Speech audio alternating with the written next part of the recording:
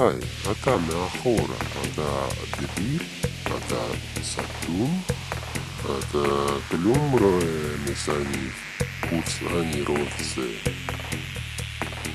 טוב, אתה לא רואה שתי מכוניות לפניי דייתיות שלא בריא לסתום אותם בגרון הבקבוק בעלייה על כביש הראשי.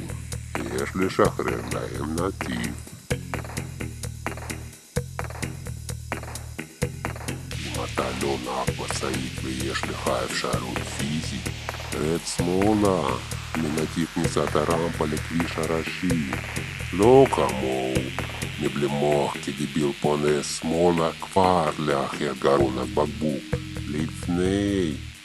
טוב, אתה מאחור אשר נוסע אחריי באותו נתיב כמוני, בכוונה של אותו תמרון.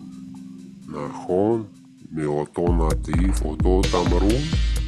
אז מה אתה רוצה? מאותו נתיב, אותו תמרון, עושים על פי התור. פרה פרה.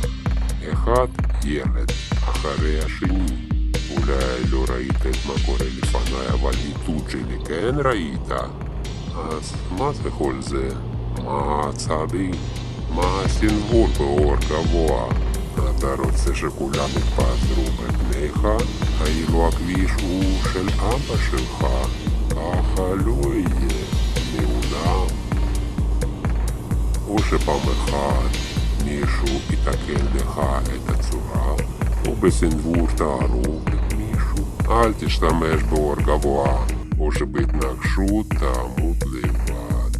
אגב, מה הייתה המהירות שלך כשקפצת באלכסון מרמפה לכביש הראשי? מהירות שלי אני יודע, לכן אני שואל מה הייתה המהירות שלך? כל הנתיבים מאחורה היו בשליטתך? באמת? יש לך כמוני קאמרה זיהוי שטח מת, לא? לך בתחת.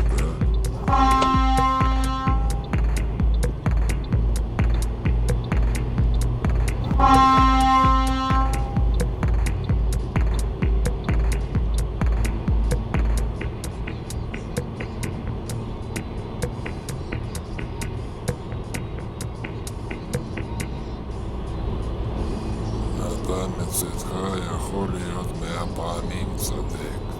מצדך אסור לסנוור את אף אחד בשום ואופן מוחלט.